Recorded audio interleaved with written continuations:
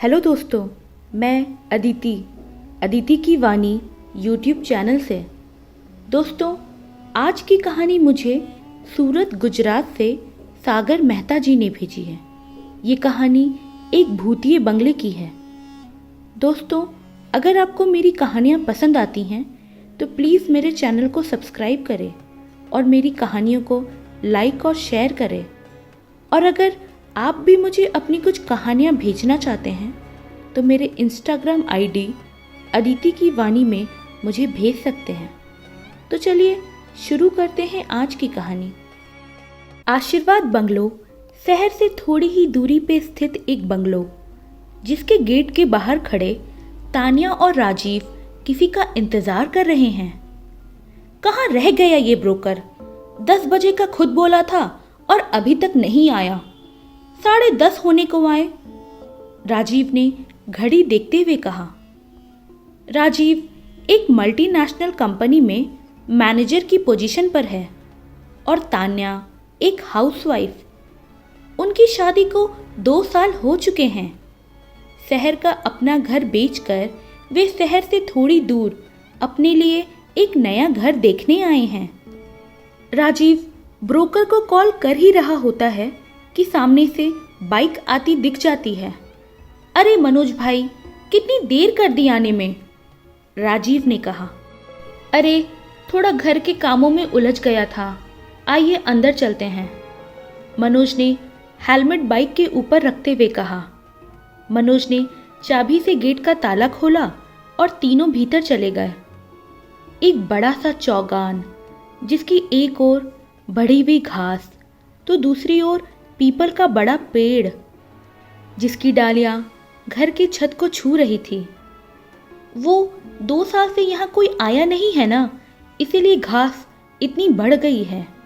यहाँ के जो मालिक हैं वो दिल्ली में रहते हैं और इस घर को बेचने की सारी जिम्मेदारी मुझ पे छोड़ दी है। आप आइए अंदर से घर को देख लीजिए, मनोज ने तानिया को कहा। घर बाहर से देखने में बहुत खूबसूरत था। एक बड़ा सा दरवाज़ा, दरवाजे के ठीक ऊपर बड़े अक्षरों में लिखा था आशीर्वाद, जो कि बंगलो का नाम था। मनोज ने घर का दरवाज़ा खोला। एक बड़ा सा हॉल जहाँ 2 कमरे थे। एक और कमरा था जिसमें कुछ भगवान की फोटो टंगी हुई थी। ऊपर की ओर एक और कमरा था और साथ में बालकनी, जहाँ पीपल के पेड़ की छांव वहाँ महसूस हो रही थी। घर बहुत अच्छा है मनोज, मुझे तो पसंद आ गया, राजीव ने मनोज को कहा। आपको कैसा लगा भाभी जी? मनोज ने तानिया की ओर देखते हुए कहा। जी अच्छा है, तानिया ने हिचकिचाते हुए कहा। हमारी तरफ से तो डील पक्की है मनोज। अभी आप इस घर के मालिक को पूछ लो कि पेपर वर्क कैसे कंप्लीट करना है, राजीव ने घर के बाहर जाते हुए कहा। जी मैं उनको पूछ के आपको बताता हूँ, मनोज ने घर को ताला लगाते हुए कहा। तभी वहां एक कुत्ता आके जोर जोर से भौंकने लगता है। सभी चौंक जाते हैं। आ! तानिया की तो डर के मारे चीख निकल जाती है। मनोज ने उसे भगाने की कोशिश की, पर वो घर को देखे भौंकता ही जा रहा था। तभी राजीव ने पत्थर फेंक के मारा और वो कुत्ता वहां से चला गया। मनोज ने गेट को ताला लगाया।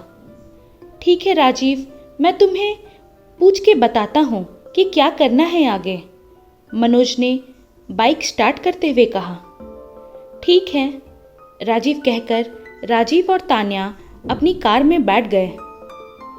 कार में बैठी तान्या गहरी सोच में डूबी थी कि राजीव ने कहा, घर काफ़ी अच्छा था, हम थोड़ा रिनोवेट करके उसे और अच्छा बना देंगे। तान्या का प्रति उत्तर ना पाकर राजीव ने तान्या को पूछा, क्या हुआ तान्या, गुमसुम क्यों बैठी हो?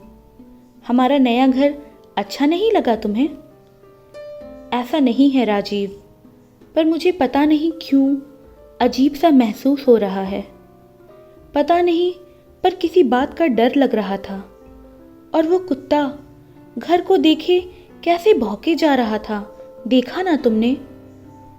राजीव, कहीं ये घर लेकर हमने कोई गलती तो नहीं की? तान्या ने कहा। अरे तान्या, वो तो घर बहुत सालों से बंद पड़ा था ना, इसलिए तुम्हें ऐसा भास हुआ और डर लगा। और रही बात उस कुत्ते की, तो कुत्तों का तो काम ही है भौंकना, उसमें नई बात क्या है? हमारी गली के बाहर के कुत्ते मुझे देखकर भौंकते हैं, इसका मतलब मैं भूत थोड़ी ना हूं? राजीव ने हंसते हुए कहा। तान्या भी मुस्कुराई। तान्या, ये घर मुझे बहुत पसंद आया। एक तो ये मेरे ऑफिस के इतने नज़दीक है, अभी मुझे ऑफिस पहुंचने में तकरीबन आधा घंटा लगता है, और यहाँ से मुझे बस 10-15 मिनट में मैं पहुंच जाऊंगा। और दूसरा, बाहर एक बड़ा सा गार्डन, वो भी हमारा। जरा सोचो कितना मज़ा आएगा रहने में। और तुम देखना, माँ को भी ये घर बेहद पसंद आएगा। 3 महीने बाद सारा पेपर वर्क खत्म हो गया। घर में रेनोवेशन का काम भी शुरू हो गया। कुछ ही महीनों में तान्या और राजीव अपने नए घर में शिफ्ट होने वाले थे। पर एक दिन अचानक शाम को कॉन्ट्रैक्टर विशाल का कॉल आया। सर, मजदूर लोग रात को काम करने से मना कर रहे हैं। विशाल ने राजीव को कहा। क्यों, क्या हुआ? राजीव ने पूछा। सर, मजदूर बोल रहे हैं कि रात को ऊपर के कमरे में किसी के रोने की, तो कभी हंसने की, या कभी किसी बच्चे के खेलने की आवाज़ आती है। क्या बेहुदी बात कर रहे हो विशाल? तुम्हारे मजदूर रात को नशा तो नहीं करते? उन लोगों को वहम होगा, या रात में काम ना करने का बहाना। तुम उन लोगों को समझाओ, ये मेरी प्रॉब्लम नहीं है कि मजदूर काम नहीं करना चाहते। हो सके तो दूसरे मजदूर लेकर आओ। मुझे अपनी मैरिज एनिवर्सरी के दिन यहाँ शिफ्ट होना है। राजीव ने गुस्से में कहा। ठीक है सर, मैं कुछ करता हूँ, कहकर विशाल ने कॉल कट कर दी। कौन था राजीव? किसके साथ गुस्से में बात कर रहे थे? राजीव चौंक गया और पीछे देखा तो तान्या खड़ी थी। राजीव ने सोचा, इसको अगर ये आवाज़ों वाली बात बताई तो वो बेवजह ही डर जाएगी, इसीलिए राजीव ने बात को टाल दिया। 2 दिन बाद जब राजीव ऑफिस के लिए निकल रहा था, तब विशाल का कॉल आया। सर, आप ज़रा आशीर्वाद बंगलो आ जाइए, विशाल ने गंभीरता से कहा। क्यों, क्या हुआ? और ये पीछे ये शोर कैसा? राजीव ने पूछा। सर, आप आ जाइए, आपको पता चल जाएगा। ठीक है, मैं पहुंचता हूँ। राजीव जब पहुंचा तो उसने देखा कि गेट के पास भीड़ जमा है और पुलिस की जीप खड़ी है। वो फौरन लोगों को हटाते हुए अंदर पहुंचा। क्या हुआ विशाल, यहाँ भीड़ क्यों जमा है, और ये पुलिस? राजीव ने विशाल पर सवालों की बारिश कर दी। सर, हमारे 2 मजदूरों की मौत हो गई। कल रात जब सारे मजदूर अंदर काम कर रहे थे, तब ये दोनों ऊपर के कमरों में काम कर रहे थे। थोड़ी देर बाद जब एक मजदूर ऊपर गया तो वहाँ कोई नहीं था। सबने सारी जगह ढूंढा पर वो कहीं नहीं मिला। आज सुबह पीपल के पेड़ के नीचे इन दोनों की लाशें मिली, विशाल ने बताया। पर इनकी मौत कैसे हुई? राजीव ने पूछा। हार्ट अटैक से, इंस्पेक्टर ने पीछे से आते हुए कहा। दोनों को एक साथ हार्ट अटैक? विशाल ने इंस्पेक्टर से कहा। हाँ, डॉक्टर का तो यही कहना है। शायद ये लोग किसी चीज़ को देखकर डर गए और डर की वजह से इन्हें हार्ट अटैक आ गया। उनकी आंखों पर से तो ऐसा ही लग रहा है, इंस्पेक्टर ने कहा। जब सब चले गए तब दूसरे मजदूरों ने काम करने से मना कर दिया। राजीव ने बहुत समझाया कि ये महज एक इत्तेफाक है, पर कोई मजदूर रात को काम करने के लिए तैयार नहीं हुआ। आखिर राजीव मान गया और विशाल को बता दिया कि काम सुबह को ही होगा। ठीक है सर, पर आपकी एनिवर्सरी तक काम खत्म नहीं हो पाएगा, फिर विशाल ने कहा। हाँ, कोई बात नहीं, और कर भी क्या सकते हैं। चलो मैं चलता हूँ, कहकर राजीव चला गया अपनी ऑफिस की ओर। तभी ऊपर के रूम की बालकनी में एक औरत की परछाई उभरी, जिसके साथ एक बच्चा था। दोनों राजीव की कार को जाते हुए देखे जा रहे थे और हंसे जा रहे थे।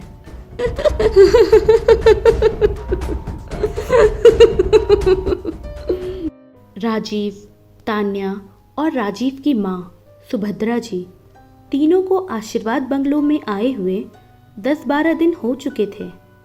उनके साथ ही उनकी नौकरानी सविता भी रहती थी। नीचे एक रूम में पूजा घर था, उसके बगल वाला रूम सुभद्रा जी का था, ऊपर का रूम राजीव और तान्या का था। एक दिन शाम को सुभद्रा जी बगीचे में बैठी कुछ सोच रही थी कि तभी सविता ने आके कहा, क्या हुआ माँ जी, क्या सोच रही हैं? सविता ने सुभद्रा जी के पास बैठते हुए पूछा। क्या बताऊं सविता, यहाँ कुछ ठीक नहीं लग रहा, बेचैनी सी लगी रहती है। जब भी इस पीपल के पेड़ को देखती हूँ, पता नहीं ऐसे ही लगता है कि मानो पेड़ की टहनियों के बीच से कोई देखे जा रहा हो। जब से आए हैं कुछ ना कुछ हो रहा है। भगवान की फोटो हर रोज दीवार पे से गिर जाती है, दिया करो तो आधा जल के बुझ जाता है। पूरी रात कुत्ता रोता रहता है। राजीव और तान्या भी छोटी छोटी बातों पे झगड़ते रहते हैं। पहले तो ऐसा कुछ नहीं था, जब से हम यहाँ आए हैं तब से ये सब हो रहा है। अरे माँ जी, वो सब इसीलिए आपको लग रहा है कि ये आपके लिए नई जगह है, और ऊपर से घर आखिर में है, इसीलिए ना ही किसी गाड़ी की आवाज़ आती है ना ही किसी इंसान की। इसी वजह से आपको ऐसा सब भास हो रहा है। थोड़े दिनों में सब ठीक हो जाएगा। और रही बात फोटो गिरने की, तो कल मैं आपको दूसरी जगह कील ठोक के दे दूंगी। अब आप जाके आराम कीजिए, मुझे खाना बनाने जाना है। रात को तकरीबन 11 बजे लाइट चली गई। सब अपने कमरे में थे। सुभद्रा जी ने सविता को मोमबत्ती के लिए आवाज़ लगाई। कोई प्रति उत्तर नहीं मिलने पर धीमे धीमे सुभद्रा जी रूम के बाहर निकली। तभी उन्होंने दरवाजे से थोड़ी दूर चमकती आंखों को देखा, जो उन्हें ही घूरे जा रही थी। ये देखकर उनकी चीख निकल गई, आ! सब हॉल में आ गए। सविता भी किचन से आ गई। राजीव ने मोबाइल टॉर्च जलाकर सुभद्रा जी की ओर घुमाई। वो डरी हुई थी। उन्होंने राजीव की ओर देखते हुए दरवाजे की ओर इशारा किया और इतना ही बोल पाई, वो आंखें। राजीव ने टॉर्च दीवार की ओर घुमाई। अरे माँ, ये तो एक बिल्ली है, क्या तुम भी बिल्ली से डर गई? राजीव ने घर का दरवाज़ा खोल दिया। बिल्ली लपक के बाहर चली गई। सुभद्रा जी को अभी भी यकीन नहीं हो रहा था। कुछ नहीं बोल सकी वे। राजीव ने दरवाज़ा बंद कर दिया और बोला, ये बिल्ली घर में कैसे आई? पता नहीं साहब, मैंने तो शाम को ही सारे खिड़की दरवाजे बंद कर दिए थे, सविता ने कहा। थोड़ी देर बाद लाइट आ गई। सुभद्रा जी हॉल में ही सोफे पे बैठे कुछ सोच रही थी कि सविता ने आके कहा, माँ जी जाके सो जाइए, 12 बजने को आए। सुभद्रा जी ने कोई जवाब नहीं दिया। सविता ने पास जाके पूछा, क्या हुआ माँ जी, क्या सोच रही हैं? सविता, वो बिल्ली, सुभद्रा जी ने लड़खड़ाती हुई आवाज़ में कहा। अरे माँ जी, पता नहीं कहाँ से आ गई वो बिल्ली। कल से मैं खिड़की दरवाजे बंद करने से पहले पूरे घर में देख लूँगी कि कहीं वो वापस ना आ जाए।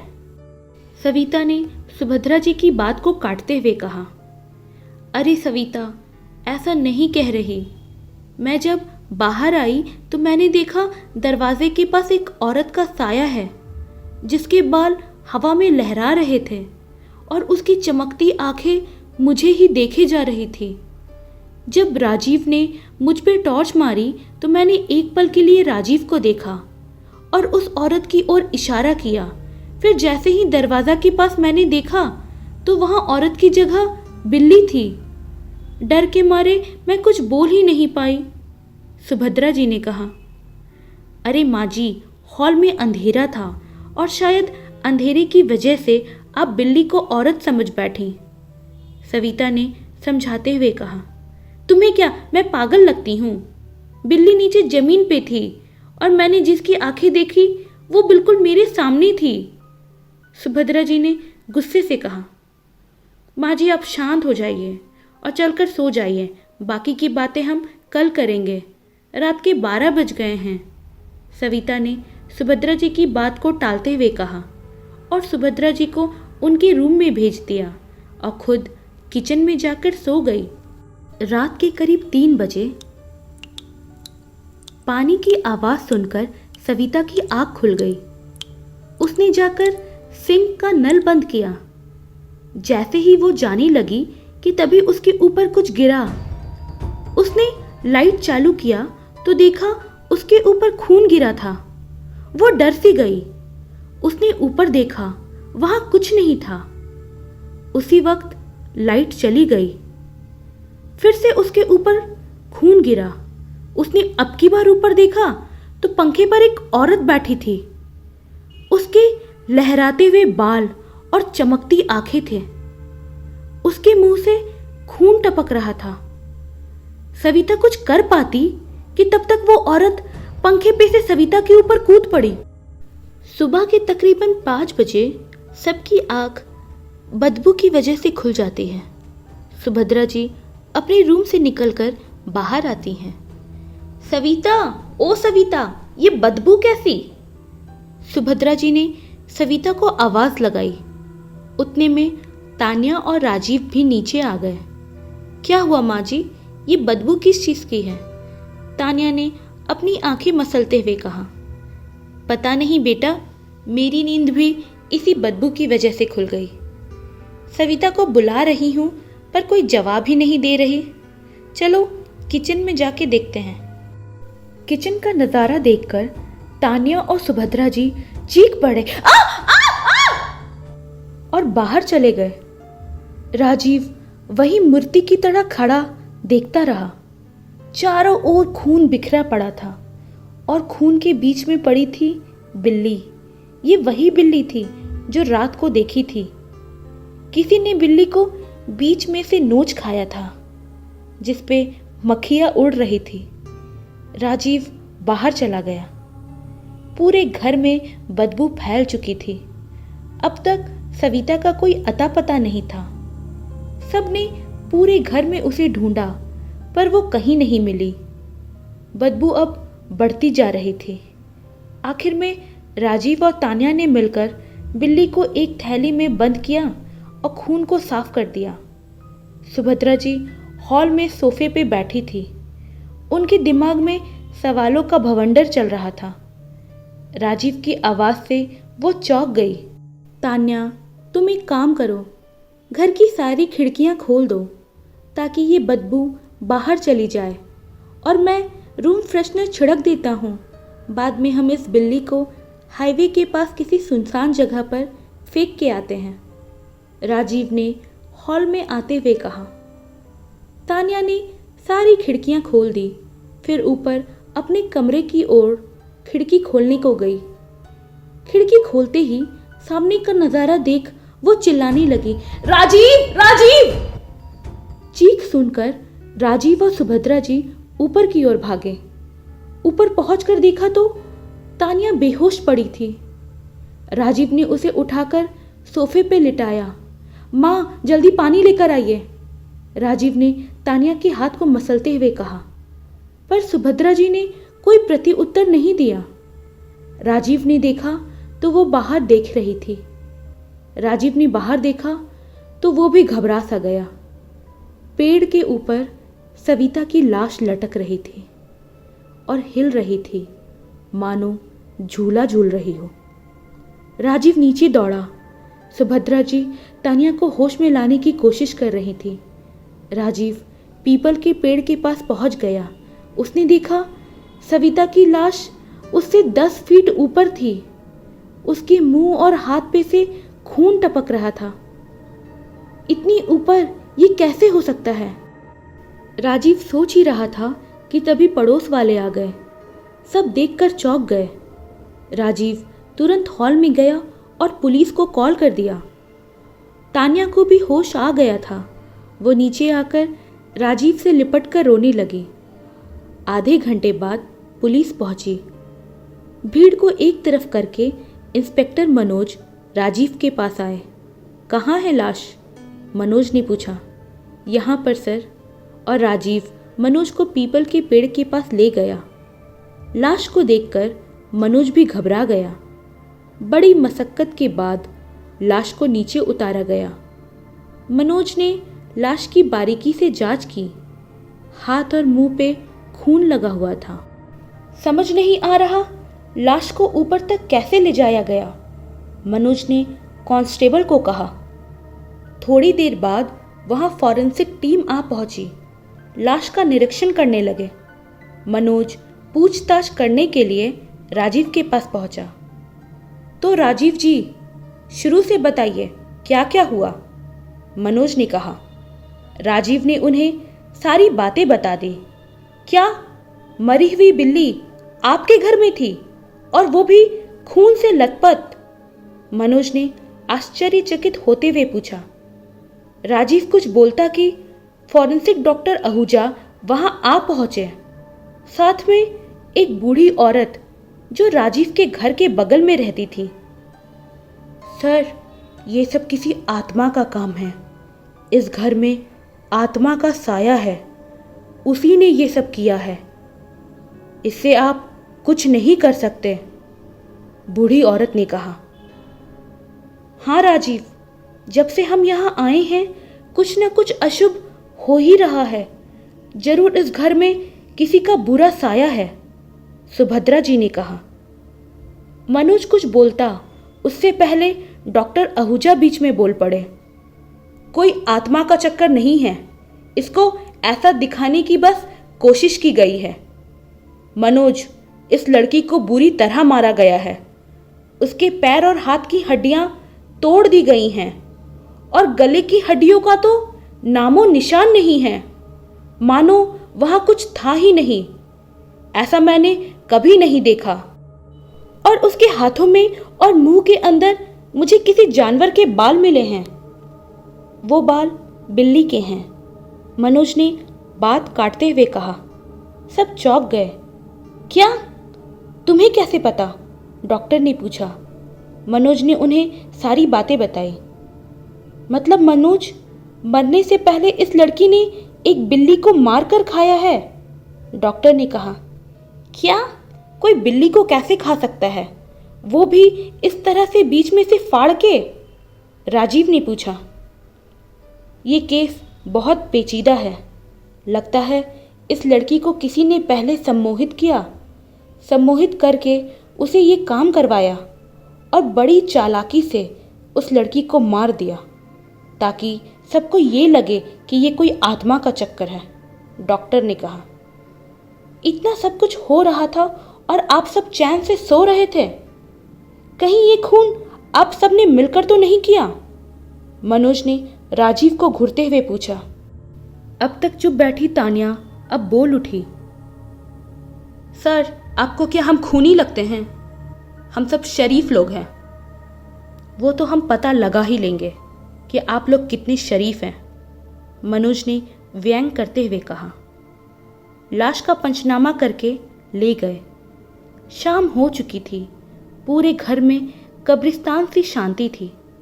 सुबह से किसी ने कुछ नहीं खाया था। तीनों हॉल में बैठे सोच रहे थे कि ये सब कैसे हो गया। जब बेचारी को हमारी सबसे ज़्यादा ज़रूरत थी तभी हम उसके साथ नहीं थे, सुभद्रा जी ने रोते हुए कहा। मुझे तो अब भी यकीन नहीं हो रहा है कि वो अब नहीं रही, तान्या ने कहा। मुझे तो ये समझ में नहीं आ रहा है कि हमें पता कैसे नहीं चला जब ये सब हो रहा था, राजीव ने बोला। क्योंकि ये काम किसी इंसान का नहीं, आत्मा का है, तान्या ने कहा। क्या बकवास कर रही हो? पढ़ी लिखी होकर ऐसी बातें? वो बुढ़िया की बात मान रही हो तुम? डॉक्टर ने कहा ना कि उसे सम्मोहित किया गया था, राजीव ने डांटते हुए कहा। अच्छा, तो ये बताओ, लाश को इतनी ऊपर कैसे ले जाया गया? कोई इंसान किसी को पेड़ पर 10 फीट ऊंचाई पर ले जा सकता है?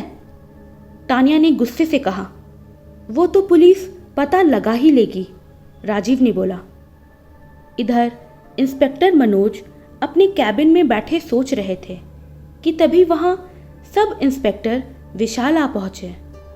सर, मैंने राजीव, तान्या और सविता की कॉल डिटेल्स निकाल ली है, पर कुछ खास मिला नहीं, विशाल ने कहा। मनोज कुछ बोलता कि उसका फोन बजने लगा। देखा तो डॉक्टर आहूजा का कॉल था। हाँ डॉक्टर साहब, कोई सुराग मिला क्या? मनोज ने कहा। मनोज, तुम्हें सुन के धक्का लगेगा, शायद तुम विश्वास ना करो, बट जब मैंने सविता की बॉडी चेक की तो पता चला कि उसके शरीर में दिल ही नहीं है। क्या? सर, आप होश में तो हैं, आप क्या बोल रहे हैं? मनोज ने सवालों का कतार लगा दिया। हाँ मनोज, मुझे भी विश्वास नहीं हो रहा, पर यही सच है। बिना बॉडी को काटे किसी का दिल निकालना ये नामुमकिन है। चलो, मैं दूसरे कुछ टेस्ट करके फिर से कॉल करता हूँ। तान्या अपने बेडरूम में सोच में डूबी थी। तभी कमरे के दरवाजे पर दस्तक हुई। राजीव, दरवाज़ा खुला ही है, आ जाओ। फिर भी दस्तक होती रही। माँ जी, आप हैं क्या? कोई जवाब नहीं मिलने पर उसने उठकर दरवाज़ा खोला, पर कोई नहीं था। दरवाज़ा बंद करके जैसे ही वो मुड़ी, सामने सविता खड़ी थी। हेलो दोस्तों, तो कैसी लगी आपको अभी तक की ये कहानी? ये कहानी अभी और बाकी है। कमेंट करके मुझे बताइएगा कैसी लगी आपको आज की कहानी। और आगे का भाग सुनने के लिए और जानने के लिए मेरे चैनल को सब्सक्राइब करें। अदिति की वाणी। Thank you.